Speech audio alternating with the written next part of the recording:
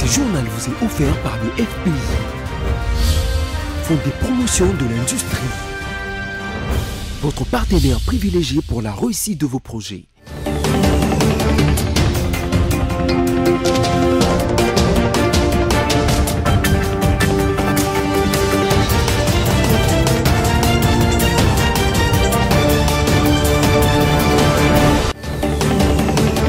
C'est l'heure de la grande édition du journal sur BC Télévision. Merci de nous rejoindre. Voici les grandes lignes de l'actualité. Le Conseil provincial de sécurité du jeudi 28 avril a eu lieu à Lubumbashi sous la direction du président de la République Félix Antoine Tshisekedi avec la participation de quelques autorités de la République démocratique du Congo. En culture, ils seront de nouveau sur la même scène, le Wenge Musique à bon chic, bon genre, 4x4. Les habitants du quartier GB se sont exprimés quant à ce au micro de nos reporters des BC Télévision. Bonsoir et bienvenue Madame, Monsieur. Ouvrons ce journal avec cette information. Lors de son intervention à distance au Forum sur la paix qui se tient à Nairobi au Kenya entre les chefs des groupes rebelles basés à l'est de la République démocratique du Congo, le chef de l'État Félix Antoine Tshisekedi leur a promis la paix en cas de cessez-le-feu. Suivez l'extrait de son discours. Bonjour mesdames et messieurs. Avant toute chose, je voulais saluer et remercier mon frère, le président Uhuru Kenyatta de la République du Kenya, pour cet honneur qu'il fait à mon pays et cet attachement qu'il nous manifeste en acceptant d'abriter dans son pays les pourparlers avec les différents groupes armés qui, pour diverses raisons, ont choisi cette activité. Merci, cher frère, Monsieur le Président Uhuru Kenyatta, et j'espère, vous, chers compatriotes, que vous allez également lui faire honneur, non seulement en acceptant de venir discuter avec les représentants du gouvernement congolais, mais en y donnant suite par rapport à ce qui a été leur demande, notre demande, celle qui consiste à vous voir quitter ces activités totalement nuisible et regagner la voie de la patrie, la voie de l'unité et de la paix sur tout l'ensemble du territoire national. Je vous remercie d'avoir entendu cette voix et vous félicite également pour votre engagement à vouloir quitter ces activités qui finalement n'honore pas notre pays. Je vous le disais en titre que le chef de l'État a présidé jeudi 28 avril à Lubumbashi le Conseil provincial de sécurité. Cette réunion a connu la participation du Premier ministre, du vice-premier ministre, ministre de l'Intérieur, ainsi que celle du gouverneur du Haut-Katanga, Jacques Kiaboula. Regardez. Présidé à Lubumbashi par le chef de l'État, Félix Antoine Tshisekedi Tshilombo, la réunion du Conseil provincial de sécurité a connu la participation du Premier ministre Jean-Michel Sama-Lukonde, du vice-premier ministre, ministre de l'Intérieur Daniel Asselo et du gouverneur du Haut-Katanga Jacques Kiaboula Katwe. La paix et la sécurité de tous les habitants de toutes les communautés vivant dans le Haut-Katanga et la recommandation du président de la République au Conseil provincial de sécurité. C'est principalement au vu de tout ce que nous apprenons qui a fait que le Premier ministre ait conduit une délégation gouvernementale depuis le jeudi passé. Et c'est par rapport à des tensions alimentées dans cette ville. Le président de la République est venu non seulement s'entretenir avec toutes les autorités politico-administratives, mais également toute la communauté des renseignements, c'est-à-dire l'armée, la police,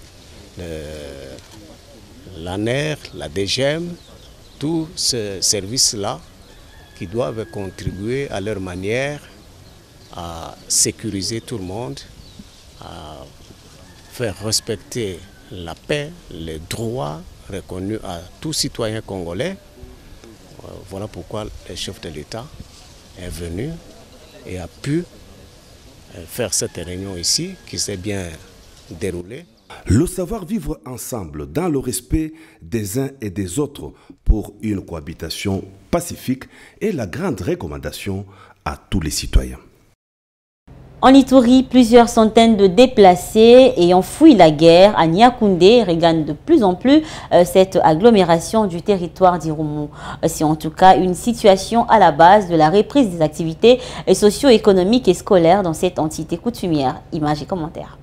Il s'observe depuis le mois de juin 2021, à cette période de l'état de siège en Ituri, un retour massif des personnes déplacées dans leurs milieux respectifs, notamment à Marabou, Niakoundé, Irumu Territoire, Irumu Centre, Makayanga et environ. C'est le résultat de la restauration de l'autorité de l'État et la présence de forces de défense et de sécurité dans cette partie de la province de l'Ituri. En conséquence, la vie reprend son cours normal, se réjouit le chef de la chefferie de Zandisoma.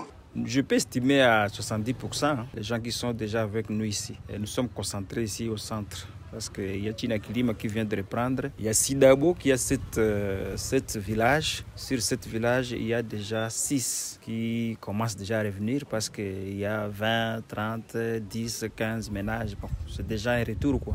Pour moi, c'est déjà un signe positif. Pour certaines opinions qui pensent que l'administration militaire a démontré ses limites en Ituri, Gaston Erabomangilio reste optimiste au regard des résultats positifs sur le terrain. En chefferie de Zandisoma, moi personnellement, je peux dire que l'état de siège nous a beaucoup aidé. Parce que notre retour ici, c'est l'état de siège. Sinon, j'appellerais ça l'opinion au provincial, je ne sais pas. Ne voulait pas que les gens puissent rentrer ici avant 9 mois ou bien avant 10 mois. Mais c'est l'état de siège qui a fait que la population est rentrée à Niakoundé. 2 mois seulement après les atrocités. Depuis l'instauration de l'état de siège en Ituri, le gouverneur militaire et commandant des opérations, le lieutenant-général Luboyanka Shomadjoni, met tout en œuvre pour imposer la paix et assurer la sécurité des Ituriens. Notons que la chefferie de Zandisoma a une superficie de 114 km² et compte environ 32 000 habitants avec 3 groupements aujourd'hui sous contrôle de FRDC. On va changer de chapitre. En ce jour, dans le Haut-Katanga, le ministre de la Communication et Médias, Patrick Mouyaya, a visité les installations de la radio-télévision congolaise RTNC de Lubumbashi. Cette antenne nécessite un grand coup de modernisation. Je vous propose de suivre l'extrait de son discours. La voix du peuple dans un bâtiment qui crie à sa modernisation du haut de si plus ou moins 32 ans depuis son occupation par la RTNC Lubumbashi. Vétusté de son outil de travail, absence de quart de reportage et ficeau, régie analogique, besoin pressant de la mise en retraite honorifique et rajeunissement de son personnel, absence de personnel soignant, un tableau sombre dressé au ministre de la Communication immédiat par la délégation syndicale. On dirait que nous avons été abandonnés. La visite du porte-parole du gouvernement permet à la tutelle de vivre le quotidien de la RTNC Lubumbashi. Nous savons tous que les personnels dédiés à la télévision publique font un travail considérable dans des conditions qui sont difficiles. J'étais au courant de leurs conditions, mais je tenais à palper des visus et j'ai vu, et je suis encore une fois de plus interpellé pour voir dans quelle mesure on pourra donner la réponse. Pour le ministre Patrick Mouyaya Katembwe, un plan de modernisation de la RTNC dans l'ensemble du territoire a été déjà entamé il y a quelques jours à Kinshasa. Vous avez vu qu'il y a quelques jours, le Premier ministre chef du gouvernement s'est déplacé pour la RTNC pour donner ces coups d'envoi à ces programmes de modernisation que nous avons commencé par le changement de l'identité.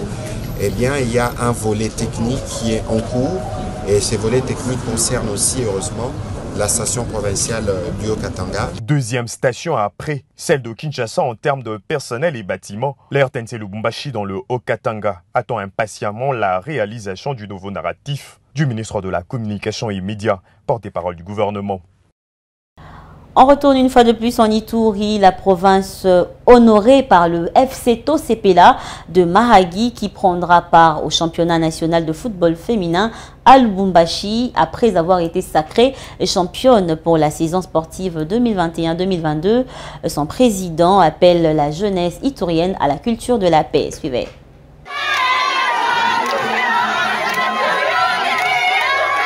Sacrée équipe championne de l'Ituri pour la saison sportive 2021-2022 après sa victoire face au FC BC-Camp de Dariwara, le FC Tosepela de Mahagi a présenté ce jeudi son trophée dédié pour la paix au gouverneur militaire de l'Ituri, le lieutenant général Luboyanka Shomajoni. Occasion pour le président de ce club d'appeler la jeunesse à la culture de la paix pour le développement de cette province. Il est temps que nous puissions nous désolidariser de tout mouvement, groupe armé, toute violence, revenir et bâtir notre Ituri, qui est une jeune province, qui a besoin de la paix. Nos ancêtres nous ont légué l'unique Ituri. Et nous devons consolider ces dons gratuits, ces dons précieux que nos ancêtres nous ont confiés pour ensemble cohabiter, pour ensemble profiter à l'émergence de l'Ituri. Nous ne pouvons pas bâtir l'Ituri en prenant les armes, nous ne pouvons pas bâtir l'Ituri en nous livrant dans des activités de la violence. Nous devons cultiver la non-violence et surtout accepter de vivre ensemble parce qu'il n'y aura pas un autre Ituri à part l'Ituri que nous avons actuellement. D'où, à travers le football, il est temps, à travers la conscience que nous, comme Ituriens, nous puissions ensemble, en tout cas, revenir vers la raison et accompagner nos autorités, accompagner la vision de son Excellence, Monsieur le Président de la République, Félix-Antoine Tshisekedi, et accompagner, avoir encore pleine confiance à nos autorités qui sont ici. Notons que c'est pour la 4e fois que le FC Tosepela rapporte le championnat provincial de football féminin. Cette équipe va représenter la province de l'Ituri au championnat national qui débute le 13 mai à Lubumbashi. Des jeunes qui se livrent à des activités criminelles en Ituri doivent abandonner leurs entreprises au profit des activités utiles afin de donner une image positive de la province à l'extérieur. On va prendre un mot de la culture dans ce journal. Ils sont émerveillés par l'idée d'une production scénique des anciens de Wenge Musique à Bon Chic, Bon Genre 4x4, annoncée pour le 30 juin prochain au stade des Martyrs de la Pentecôte à l'initiative de Mamadou Diaby. Ils se sont exprimés, eux, ce sont les habitants du quartier GB, en répondant aux questions de nos reporters à ce sujet ce vendredi 29 avril 2022. Et c'était au micro de Générose Essengo et Bénédicte Hassani.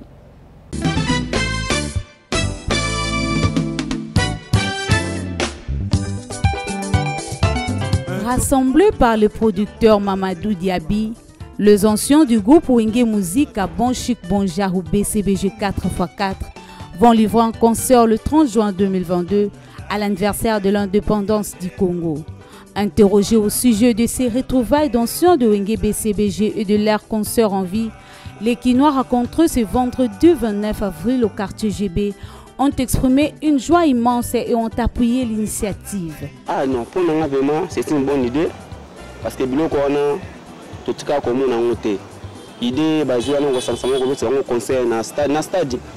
Ils vraiment bien ma casse, ils bien c'est une bonne idée na sepele ma casse so basangani bon pour na ko valoriser sur musique na biso o ngaki kufa ya Wenge bazo musango sur en forme en tout cas ils sont ma casse pour na sepele idée wana.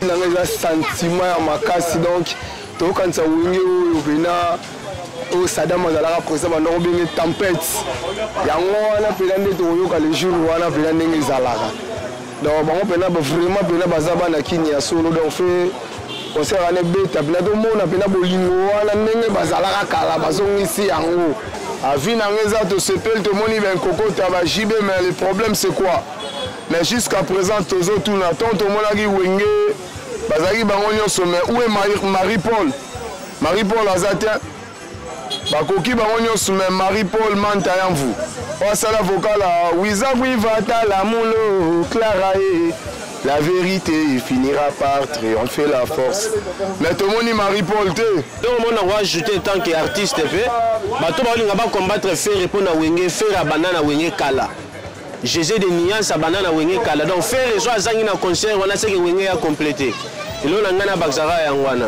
Pour tout savoir sur ce groupe, Notez qu'il a honoré la musique congolaise depuis la fin de la décennie 1980 jusqu'à nos jours.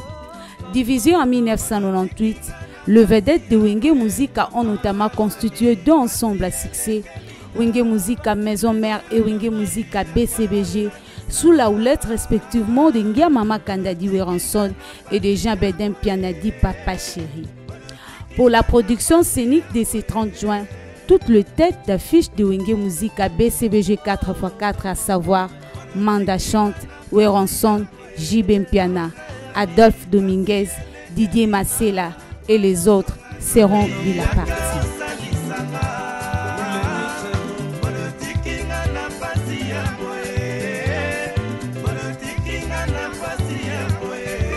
C'est déjà la fin de ce journal, mais faisons d'abord le tour des journaux parus ce vendredi 29 avril avec Sami Bosongo.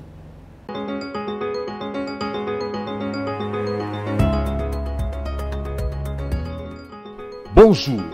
À l'agenda du chef de l'État Félix Tshisekedi, qui est arrivé le mercredi 27 avril dans la soirée dans la ville Kuplufert, il profitera de son séjour pour échanger avec les notables et leaders du Grand Katanga afin d'appréhender les enjeux du développement de cet espace.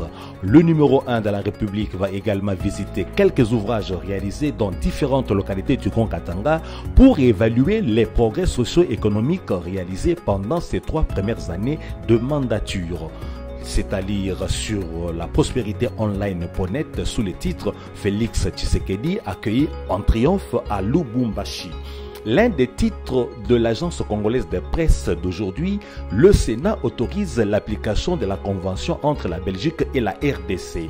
Les deux projets de loi autorisant la ratification de la convention d'entraide judiciaire et celle sur le transfèrement des personnes condamnées signée entre le Royaume de Belgique et la République démocratique du Congo ont été votés le 29 avril par le Sénat. Durant ces votes, il y a eu 11 abstentions et les 11 sénateurs qui sont intervenus lors du débat général ont argumenté sur l'inopportunité et le manque de caractère d'urgence de ces textes de loi, alors qu'auparavant, Mme Francine Moyumba Foraa, sénatrice, a dans une motion du reste rejetée par la plénière demandé de confier d'abord ces textes de loi à une commission pour examen approfondi.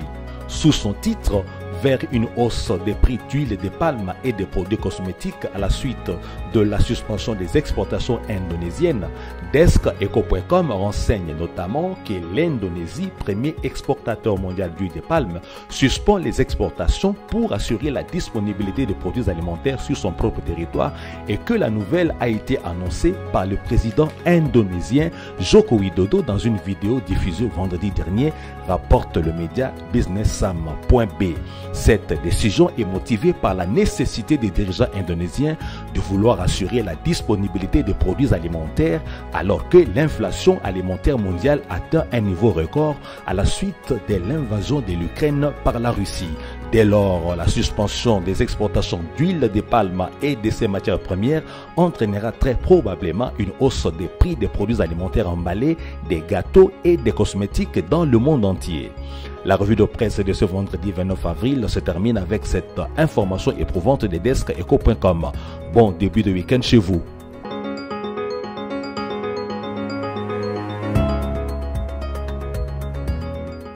Et on passe au rappel des titres. Le Conseil provincial de sécurité du jeudi 28 avril a eu lieu à Lubumbashi sous la direction du président de la République Félix Antoine Tshisekedi avec la participation de quelques autorités de la République démocratique du Congo. En culture, ils seront de nouveau sur la même scène, le Wenge Musica Bon Chic Bon Genre 4x4. Les habitants du quartier GB se sont exprimés quant à ce au micro de nos reporters des BC Télévision. Voilà, ce journal est complètement terminé. À vous tous, merci de votre fidélité, bon début de week-end et bonne fête de travail en avance à vous tous.